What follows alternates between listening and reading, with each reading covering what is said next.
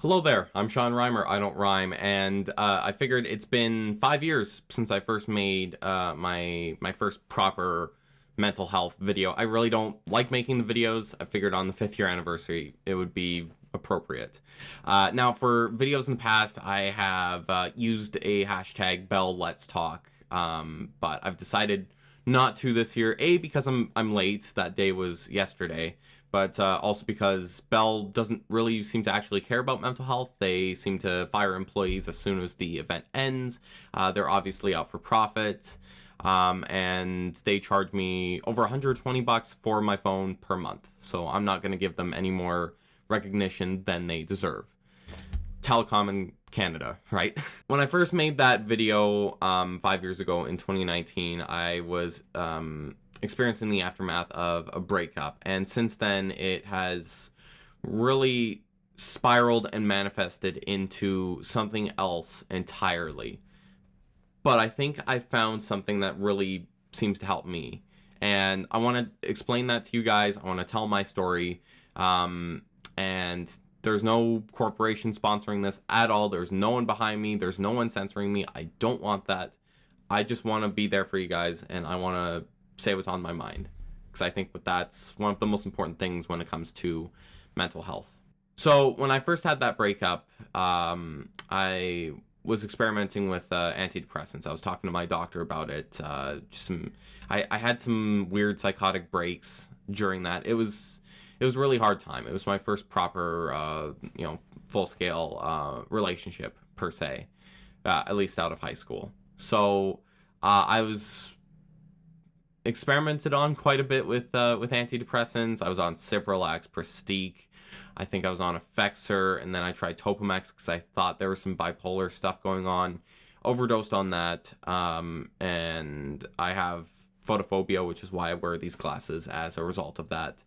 Finally, there was a combination that worked well enough for a little while once I got in contact with a psychiatrist, mirtazapine and Abilify. One is an antidepressant and one is a antipsychotic for anxiety.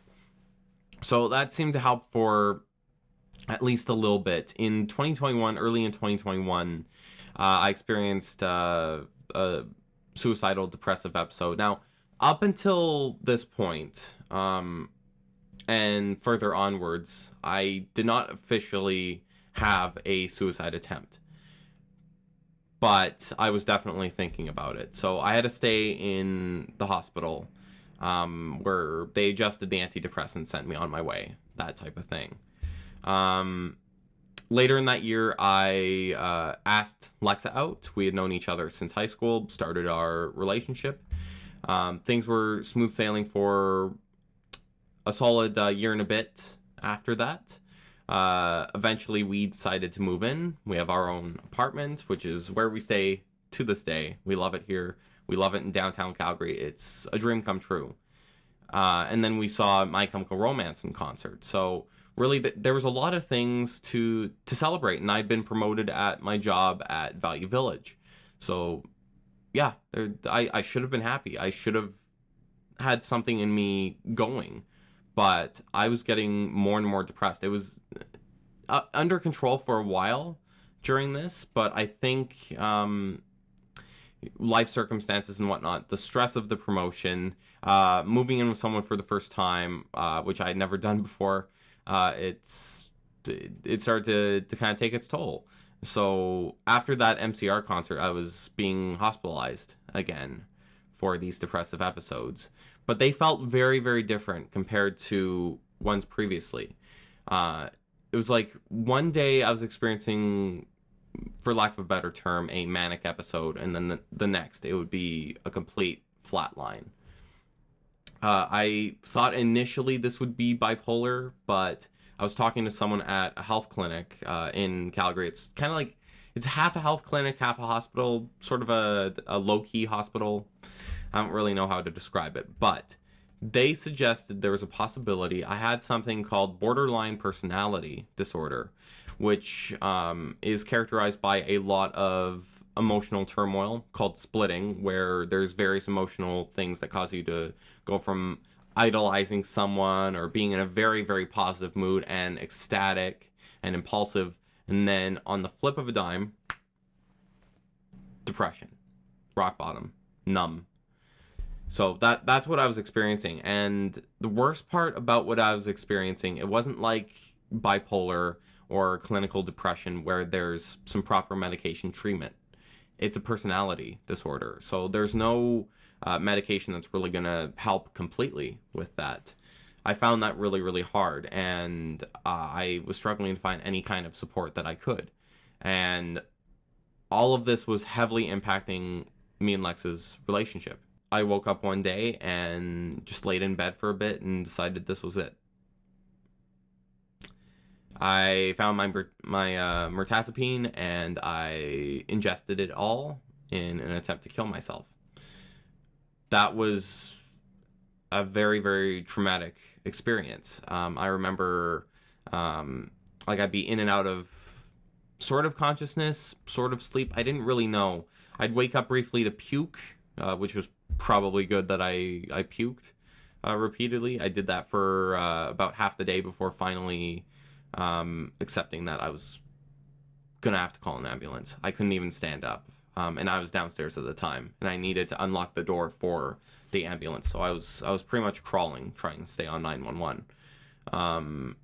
Eventually, they got me into the hospital. Checked my vitals because my heart was actually in a tachycardia type situation, so they monitored that. The psychiatrist came in and apparently she had known me. Like, that's the worrying thing about mental health. You know, it's getting bad when mental health professionals in your city are starting to recognize you, like just based on previous encounters. She took me off Abilify, kept me on a lower dose of mirtazapine, and introduced something called quetiapine, which is a different antipsychotic. It actually has some antidepressant elements to it, but it helps regulate those types of splitting mood swings. And I felt great. That was around the time I made the video called "My Life Has Been a Lie for 4 Years," where I thought that my medication had been wrongly prescribed for a extended period of time, and that I had been misdiagnosed. What ended up happening out of that was introducing a new medication created an idolization kind of honeymoon period. I thought it was fixing everything. It was doing more than it actually was in my mind, because after 2 weeks I started to plateau and then crash a little bit. So I was able to stay stable up until March, and then I had another attempt in mid-March involving trazodone, which I didn't actually ingest. I spit them out, which was good. What wasn't good is the next week I switched to opiates. I switched to Vicodin. I ingested a large dose of that, and off to the hospital I went again. Of course, they had to give me naloxone or Narcan, or whatever you guys want to call it. One of the ingredients in naloxone, or it might have been a separate treatment, I'm not sure, is an antidote for Tylenol. Because in Vicodin, there is a very large amount of Tylenol in there. And I didn't know I was allergic to that antidote, because I broke out in hives. I was very, very close to scratching my skin off. I still have scars from it. I was in the hospital for a few days recovering from that. I ended up having a urinary tract infection because of the little bits of Tylenol that were passing through my system that remained untreated and undiagnosed, even though Lexa pointed it out to several nurses. So I was sick for a little bit after that. The worst part of that, though, was that when I finally met with the psychiatrist, because they were off duty for the entire time I was there, pretty much. So they came in 5 days later and said that I had been diagnosed with BPD 4 years ago. 4 years ago, when everything started happening. When I first met with my psychiatrist that had prescribed me mirtazapine and Abilify. And I was never told of that at all. It was a complete shock. And they pretty much told me to read a book They didn't have any other treatments. They offered to put me on in the day hospital program, but turns out I didn't qualify because, according to my psychiatrist, I was a drug addict, even though I've not taken Vicodin before or since. It was merely a suicide attempt. I say merely a suicide attempt to like downplay it, but like that was the only reason I used that. So enough with that psychiatrist. So I left that hospital the complete opposite of when I had left it in November and December. I felt absolutely defeated. It took me a long time to kind of try and build myself up. And I was having a lot of turmoil at work as well. Work was becoming a very, very hostile place. If any of you are familiar with Value Village or Savers, the people there, a lot of them are fantastic. Really. There's also some really, really terrible people who are gonna abuse the company and put their staff at risk.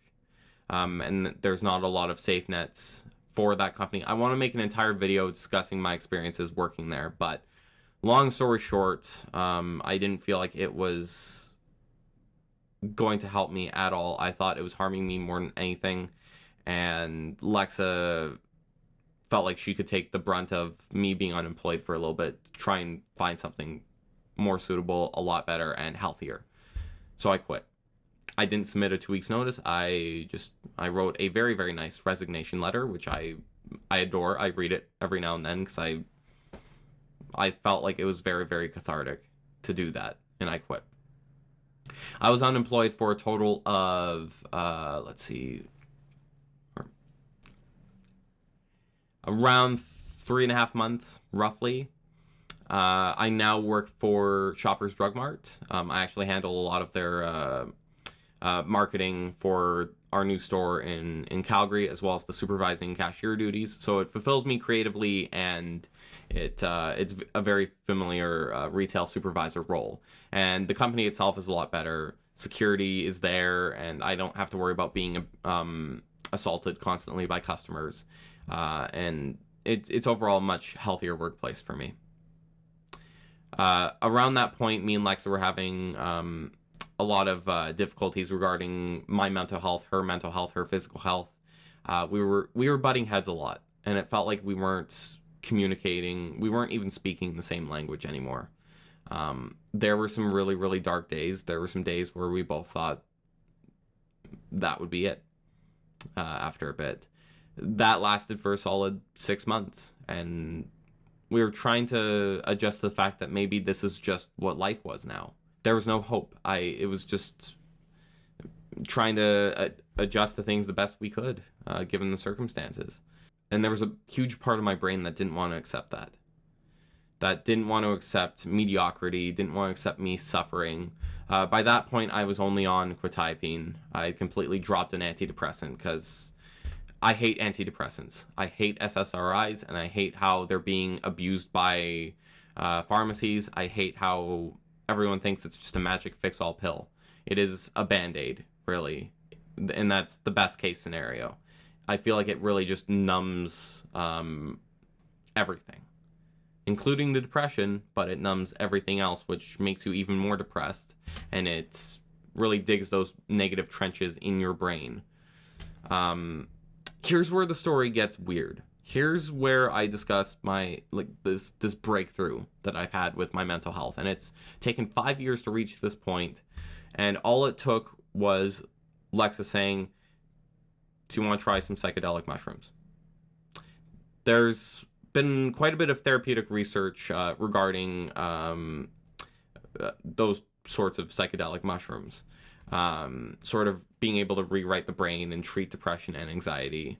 And I was cautiously optimistic. I didn't think, after everything that I had been through, I didn't feel like anything was going to be that sort of magic one-step solution. I didn't think it was that easy. And at the same time, it isn't. Like, it takes a lot of personal development, a lot of therapy, that sort of thing. But in terms of something that was gonna provide a lot of support for that foundation to be able to build off of, I really didn't think it was it. So one night I took a couple shrooms, and I gotta say it was the scariest thing I ever experienced, but I needed it. I felt the past 25 years of my life all stepping in front of me. Before, when I was in that depressive state, like I felt all of the toxicity and all of the trauma from my past. Mostly CPTSD from autism therapy back when I was like 3 years old, being separated from my parents quite a bit, and being verbally abused by therapists. So I wasn't really able to specifically identify a lot of it. And I think the thing is, like, when you're talking to a therapist, it's almost like you're trying to get a thesis going on to what's wrong with you. You're trying to summarize it all, and that's not how mental health works at all. And I hate that that's the system that we've developed, because we're all on a conveyor belt of corporations and big pharma and that sort of thing, saying, "Oh, we're going to get you better." They don't really have an incentive to get you better at all. Like, it's a monetization monopoly. That's what I think. But when I was in that mental state on those mushrooms, I saw all 25 years almost personified. Like, I was able to, like, identify it all in my head for the first time. It wasn't just noise anymore. I was seeing, like, every little bit. I was able to identify it all, and I was able to communicate all of that to Lexa. And we spent a solid while just crying and apologizing to each other and saying how our brains work. And it turns out we respond to things similarly than we thought. Different life experiences, but we have a lot of similarities for how we cope. And it's not something that I've ever experienced before with someone, and I never thought I would experience it with her. And it's amazing. Like, ever since that, and ever since I came down from that, like, we were talking for a solid, like, 6 hours after that. We were up until 7 in the morning just talking, like it was 2021 again, like how it was when we first started dating. Like, I felt, the closest way I can describe the entire experience is like I was the doctor on Doctor Who, and I felt like I was slowly dying for a long time. And then finally I've regenerated. Like, for the first little bit on shrooms, like, it felt like my brain was rewiring itself, and it hurt. Like, it honestly wasn't an incredibly pleasant experience. Like, your anxiety is through the roof. You're recognizing all of these bits of trauma, all of these bits of negativity in your head, and your brain just wants it out. Like, I felt electroshocks from it. It's kind of like how when the doctor's regenerating, when the doctor's in their new body, their brain is a bit scrambled. They're trying to figure things out. They're physically not doing the best, but eventually they become a new person. And I really feel like a new person now. Like, I feel like, even recording this, I feel like I have way more energy. I feel like I'm able to convey things a lot better. And I'm so thankful for that experience. I had doubts, but it worked for me. And I don't want the conclusion of this video to just be, oh, try shrooms, it's going to help. It very well might not for some of you, and some of you may not be into that, and that's okay. The point I want to make about this video, all of these companies, all of the government, all of the pharmacies, everything like that, they're gonna, obviously, it helps their marketing to say, get help, and that sort of thing. Like, oh, talk to this phone line, schedule this appointment for this, try this medication. But at the end of the day, those messages don't help, except their bottom line. It doesn't help any of us. What I want to convey to you guys, as an individual that is completely separate from any of these companies, don't stop. Don't stop finding the best help for you. And don't be afraid to try some unconventional avenues. Antidepressants may work for some of you. Antipsychotics may work for some of you. These types of pills. But if they don't settle. Advocate for yourself. Don't hurt yourself. You are amazing. And don't let any of these companies tell you that, oh, well, it's just not going to work for you. Like, you need to find ways to deal with it. Don't stop fighting. Don't. Do what you think is right. Don't stop when it comes to advocating for your mental health. If you are not doing good, please, like, talk to as many people as you can. Try everything. I hate quoting Zootopia, but try everything. You deserve it.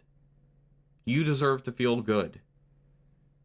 And you do not deserve to be a slave to anyone who's trying to mooch off of mental health, who's trying to profit off of people's depression and people's suicidal thoughts. We are better than that. I really appreciate you guys watching this, and I'm really looking forward to using the second win that I found to create some more videos for you guys. So I'm really excited for the future. For the first time in, honestly, 5 years.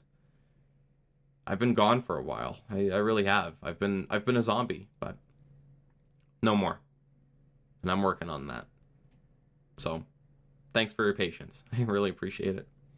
I'm Sean Reimer. I don't rhyme. Thanks for watching.